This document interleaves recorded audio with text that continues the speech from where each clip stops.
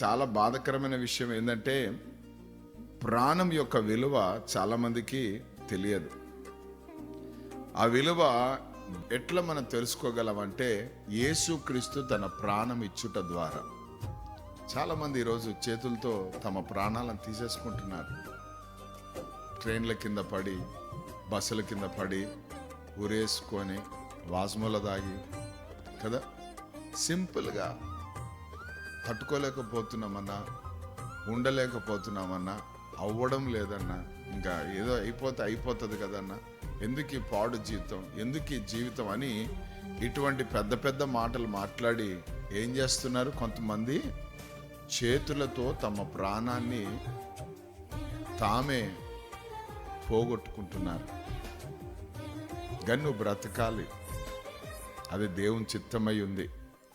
నీవు జీవించాలి, అది దేవుని చిత్తమై ఉంది. ఇంకో మాట చెప్పాలా, జీవించును సాధించాలి, అది దేవుని చిత్తమై ఉన్నది.